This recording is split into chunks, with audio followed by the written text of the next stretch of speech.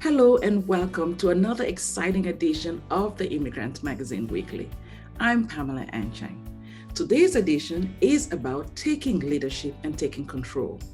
How many of us are sick and tired of watching our community, a loved one, or a friend be hooked on something and we just didn't know what to do about it? Well, my guest today is someone who is doing just that. He is sick and tired of watching the African American community be exploited by the big tobacco industry. As we know, the African American community has been exploited economically from the original sin of this country. And now Mr. Chimdi Nweke, project director for KOLS, Keeping Our Lungs Safe, says enough of that. And he's here to tell us about his mission and how we can all join in to do the same.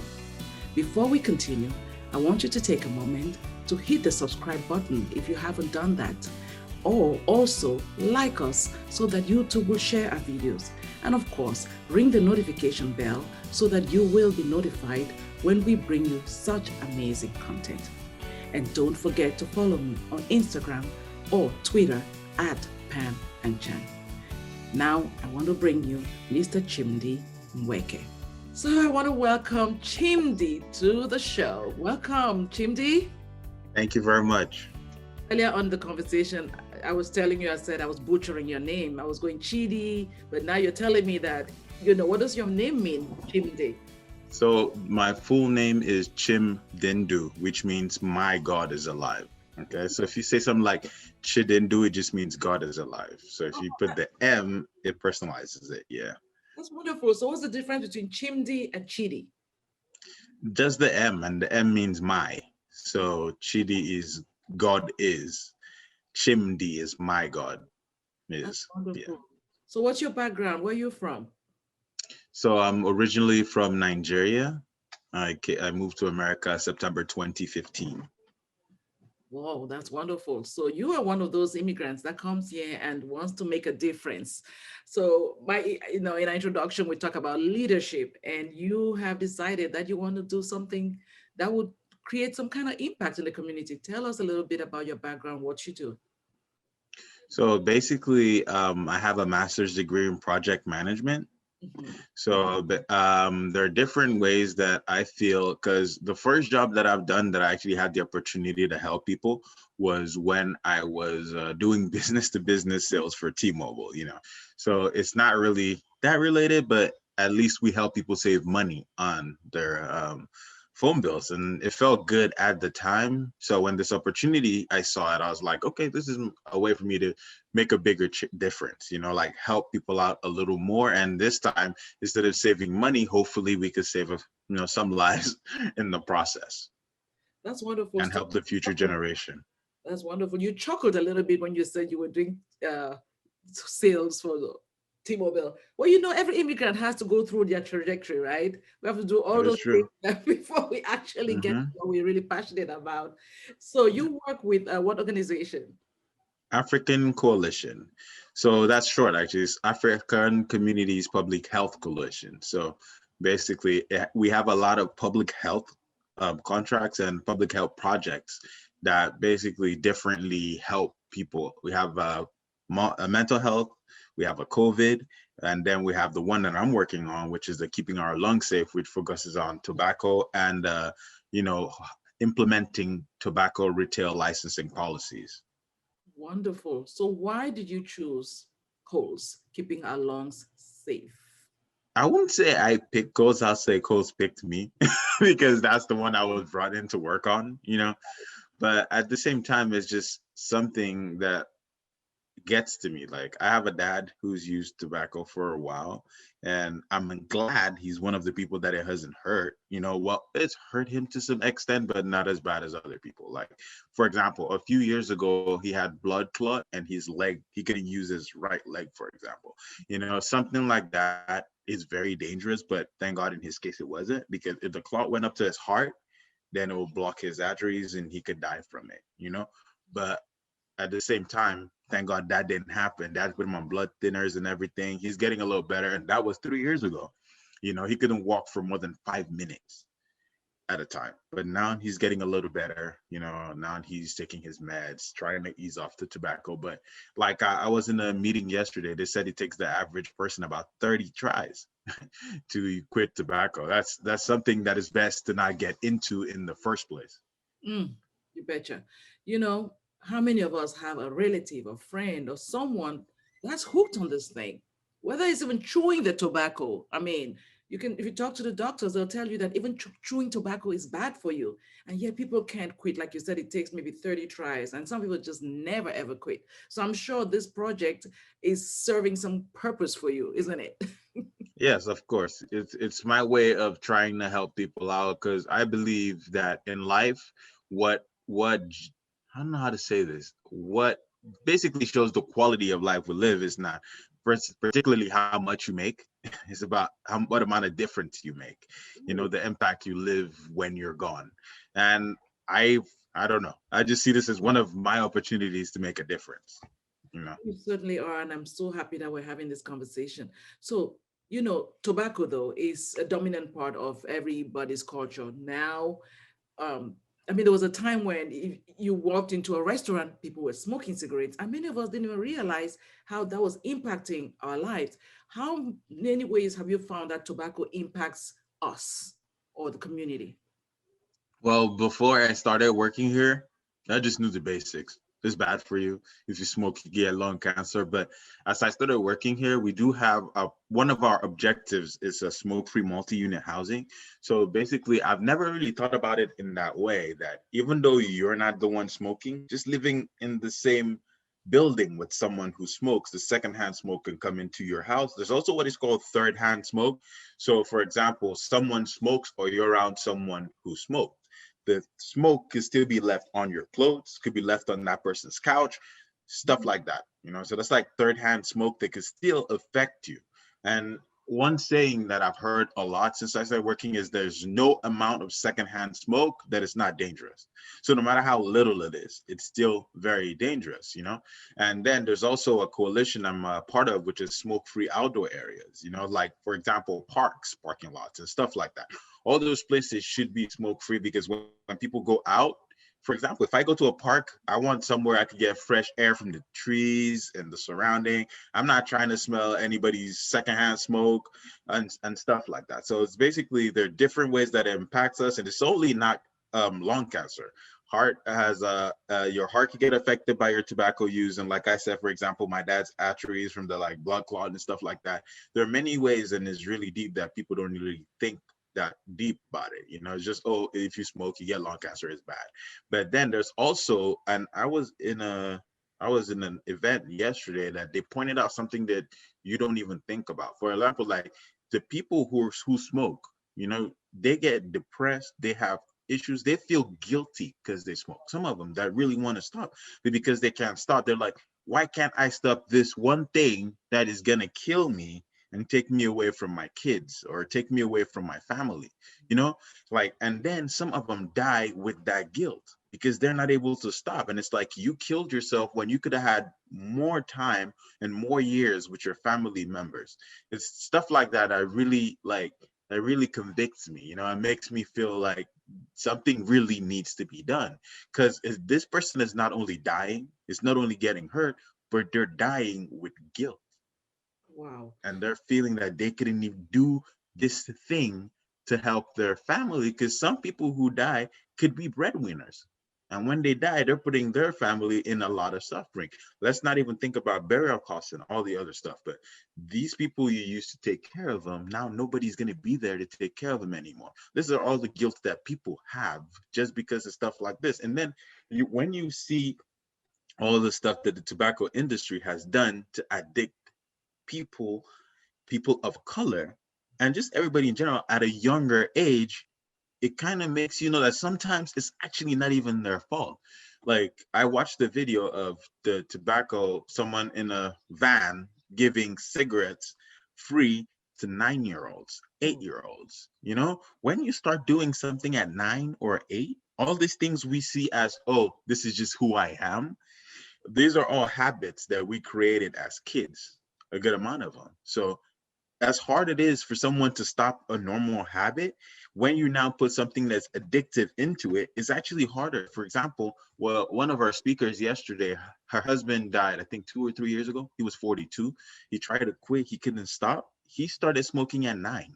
You Oh, can't really blame someone whose brain has been programmed for 33 years of their lives. They've been doing this thing. It's kind of hard to stop it, you know.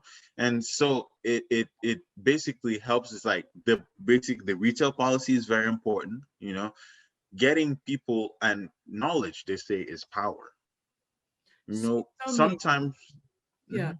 I know it's just a daunting subject matter. So tell me, Chimdi, how are you then doing this? Because the tobacco industry is a big monster. I mean, you Mhm. named all the ways that they are addicting our children, our husbands, our friends, and our communities. How then is KOLS? How are you? What steps are you taking to stop this exploitation? Well, that's why, and the state has kind of made it pretty easy, to be honest. Like, they give us different objectives. So objective one is multi-unit housing. Mhm. It's smoke-free multi-unit housing. So for example, object one, we let people who both people who live in multi-unit housing, we educate them on their rights. And then the people who own the multi-unit housing, we speak to them about enforcing the smoke-free multi-unit housing. So that way people we're basically passing knowledge across. And every single part of what we're doing mostly is just giving people the knowledge required. Because if you tell me, for example, oh, this thing you're doing will kill you, I might say I like it. That's But true. if I tell you that these people are targeting you, it might even piss you off more than it would piss you off to tell you, oh, this thing you're doing that you like is hurting you, you know? Because people will fight back if they feel that you think they're stupid, Mm. or if you think you're using their mind against them, stuff like that. So it's basically letting people know not just the dangers of it, but how these people are doing it because they can do it to you, or they feel that they can do it to you. So basically, our second one is the youth, because like I said, if someone starts something at a younger age, it's harder for the person to stop. So we let them know, and then we get youths to join our coalition, and then the youths talk to other youths, because sometimes talking to an older person, you wouldn't listen to them as much as if you're talking to someone around your age grade, or someone that you feel is going through what you're going through. And then the third one is basically to get faith-based partners in like churches, mosques, basically people, when they listen to people who are in charge of faith-based organizations, they feel like talking to someone with a higher authority, or someone who knows better than them to some extent. So they're more willing to listen to them. And then the last one is to implement tobacco retail licensing to ban stuff like menthol, you know, and e-cigarettes, stuff like that. So that's basically how we break it down to make it easier for us to accomplish our goals. Those are some awesome objectives and strides that you're taking. So how's that coming along? How far have you gone? It's going pretty well. It's going pretty well, you know. Like, everything has its speed bumps, like that's life. But you know, it overall is going pretty well. We're hitting our objectives, we're hitting our goals, and it's just one step at a time. How can the community support you? Well, the one of the easiest ways to support us is to join the coalition, you know, join the coalition, join us in our meetings where we could give you more information, and you could help spread the word, invite your friends to come and know more. Like I said, knowledge is power.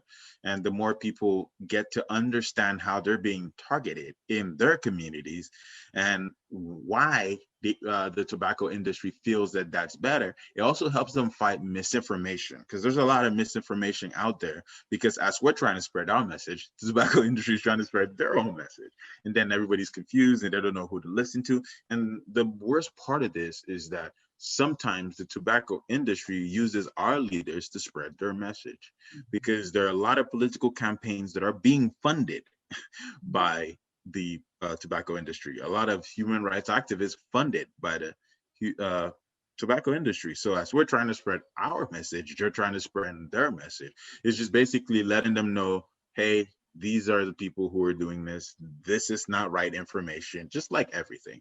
But I believe information is power, and we just try to spread as much as we can and help people along the way. That's just so amazing. So some people will say, "Oh, I just smoke a cigar." I just thought about that right now. I would just smoke a cigar. It's not as bad. Tell me, what have you found out about smoking? Or they say that they know they'll tell you they don't inhale the cigar.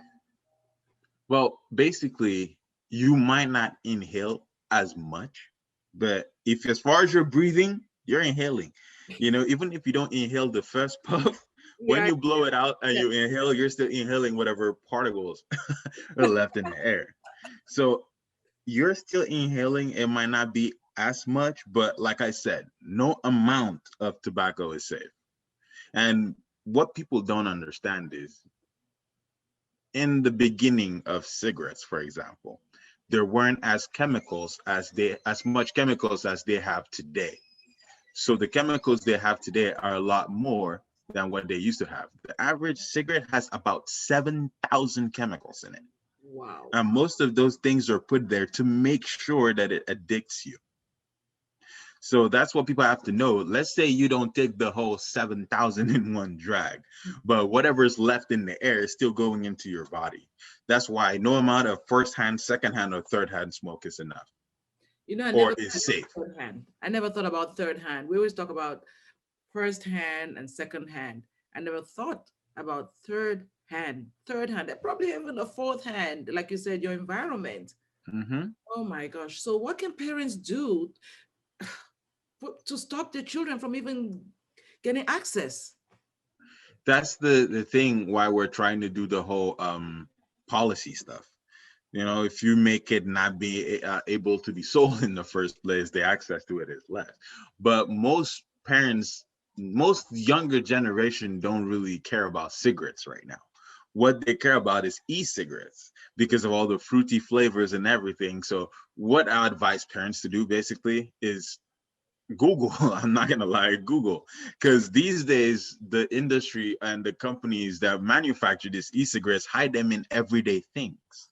I heard, I was reading online and you could also follow like the American Lungs Association and uh, basically CTCP, that's the California Tobacco Control Program. All these people, they tweet stuff. You can follow them on social media that gives information. I was scrolling on social media and I saw that they started hiding vape products in kind of like Apple Watch looking stuff. You have the ones that look like USBs. So at the end of the day, you don't even know what it looks like. So basically, it's just basically get informed, learn more about what they look like, get more information about what they smell like, because they might smell good, but if you listen well, or if you, I don't know, so not listen well, but if you smell well, you smell some tobacco in it and stuff like that, you know? And and also talk to your kids about it. Try to explain to them the dangers. That's important. This is a sneaky, sneaky, sneaky industry, isn't it? Hmm. Very sneaky. I'm sure they'll be hearing from you. Has anybody reached out to you? Are you getting any harassment because of this work or what? Not yet. Not yet. It's like stopping them right there in their tracks, Mhm. you know. But why did you target the African American community in terms of, like you said, exploitation? Yeah. Because one, it's basically the focus of African Coalition. The main focus of African Coalition is African immigrants and African Americans. But that aside, for the most part, African Americans have borne a large portion of the targeting. If you look at, for example, in 2009, when President Obama signed the tobacco bill to control the sale of flavored tobacco, menthol was used as the bargaining chip. And menthol is what 80% of Black and African Americans smoke. 80% is actually as high as 9 out of 10 smoke menthol. So the African Americans, the one they smoke the most, was left out of the flavored tobacco ban. So when you think about it that way, 45,000 Black African Americans die every year from tobacco related diseases. So yes, tobacco affects everybody, but it affects the African American and Black communities more than it does other. So yeah, we worry about everybody and we try to help everybody, but we try to focus more on Black and African Americans to inform them. Like I said, if you inform people how they're being targeted, they're more than likely to fight back than if you're telling them, oh, that thing you like is kind of hurting you, you know. So spread that. We're trying to spread that information out there. You can see how videos of, like I said, vans going into Black neighborhoods and giving out packs of cigarettes to 9-year-olds, 8-year-olds for free, you know. And then again, menthol. The reason a lot of people like menthol is because it's not as harsh on the throat as a regular cigarette, because the menthol soothes the throat as you take the smoke in. So that addicts more, and that's why Black people and African Americans like it a lot more. And that was left out because they know they're always going to sell to them. And again, when you think about it this way, the the tobacco industry has a way of targeting the people who are, to them, not the weakest, you know. Like, for example, homeless people or people who their stress levels are really high, for example, because cigarettes are advertised as stress relievers. So if your stress level is really high and they tell you cigarettes will help you, you start smoking it. Before you find out how bad it is for you, you're already addicted to it. So that's part of the tricks that they use too, is just to let people know and inform them. There are other ways to relieve stress that will not kill you or put your family in danger. Absolutely. You talked about menthol. Listen, I don't know anything about tobacco. What is menthol? What's a menthol? Oh, menthol it's a flavor of tobacco. It's probably like the only one of the only ones you could actually still buy in the store. So menthol is like, for example, you have sore throat and you lick Halls or something. Right. The mint in it and the menthol soothes your throat, right? That's basically kind of the same thing in the cigarette. So it's the same minty peppermint flavor soothing your throat that you're taking in the drag of the cigarette. For example, they have Newport's menthol. It's basically a flavor of tobacco, one of the only ones you can still buy in a cigarette.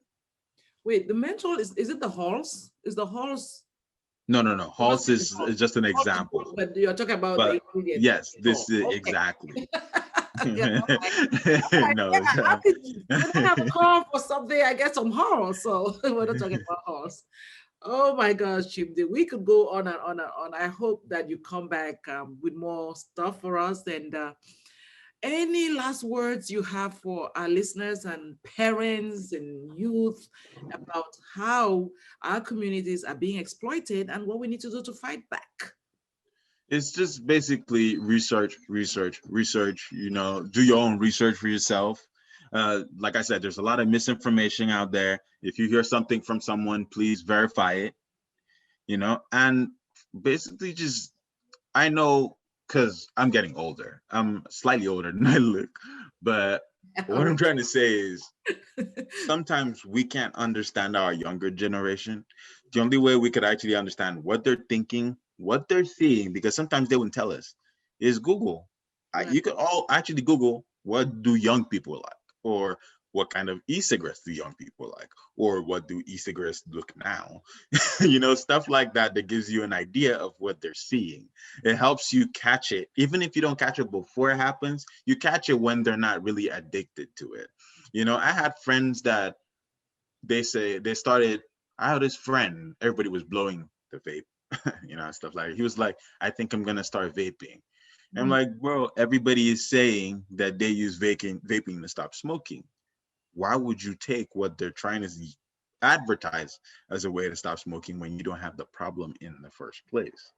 You know? So Oh, exactly. And after a while, he's like, you know what? I'm not gonna do it. So it's just basically, if you have the information, you can help people a lot. This was a lot long before I started, you know, I even got more knowledge about it, but it's just basically the little basic knowledge, you know. But one thing I want to let anybody know, basically, there are better ways to stop smoking if you want to than vaping. Most people who use vaping to stop smoking end up doing both, and they're known as dual users. So now you're doing both of them. And another thing is that vaping is not a safe one. It hasn't been used for long enough for people to know the real side effects. Two, there's no way to really measure the amount of nicotine you're taking into your body if you're vaping. For example, you said a pack a day. At least you know it's this amount of sticks. This is what I'm taking. What we vape is just the juice. And I heard the juice in the vape contains a lot more nicotine than a pack of cigarette. So it's just harder to control it, even if you get to it in the first place. It's best to check a tobacco health line. They're online. You can find it. Talk to someone who's more qualified than I am for sure to help people stop smoking or to find a way or a method that works best for you to quit. Because there are quit lines everywhere. You just have to check online. Wow. Most people start this thing thinking it's cool, it's sexy, it's Exactly. cute. I don't even know what is cute about that. Hmm. You know, Yes, that's another thing. People see, oh, the cool kids in school are doing this, and stuff like that. There's nothing cool about risking your life. And eventually, when you're addicted to something, you don't have control over yourself anymore. Any chance that you have to take control back or to stop that from happening in the first place, I personally believe should be taken. When I was growing up, I had a lot of friends who started smoking. I'm not gonna lie. I was tempted like everybody else, but thank God I didn't. I'm not gonna say it's by my power, but I just wish everyone who's struggling with it the best. I just want you to know it's not your fault to some extent. It was put there by the tobacco industry to get you. It was, So one thing you could do is try not to blame yourself, try to fight back instead. And like I said, it takes over 30 tries or an average of 30 tries for someone to quit. So the most important thing in quitting is not giving up. okay. If you fail, you try harder. If you fail, you try harder. And eventually you will get there. And one thing I also heard in the event I had yesterday is like, we're not trying to shame people who use tobacco.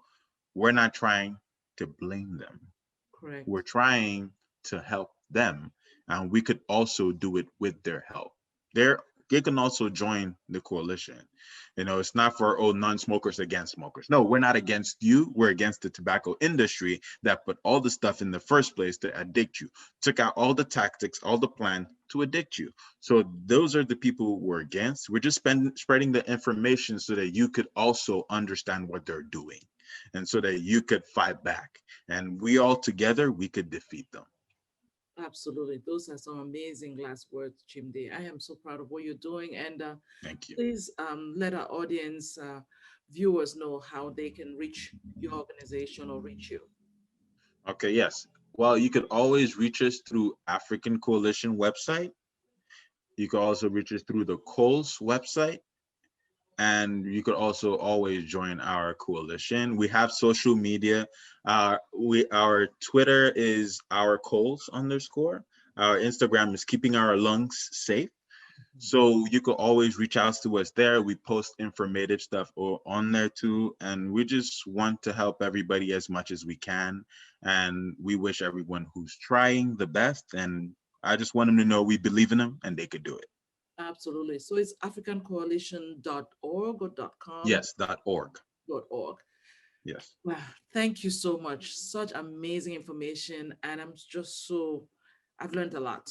I've learned a lot. And I hope that viewers are learning as well. And those that need help, please get the help. Thank you for joining me this day. Thank And you very much for having me. have a blessed day. And see you next time. Okay? Same here. Thank you. You're Bye. welcome. Bye. We've come to the end of our show. Thank you so very much for joining me today. I would love to hear what you think about our discussion. So please share your thoughts in our comment section or send me an email to publisher@immigrantmagazine.com. Now be sure to follow me on Twitter and Instagram @PamandChang and like us on Facebook, The Immigrant Magazine. See you next time on The Immigrant Magazine Weekly.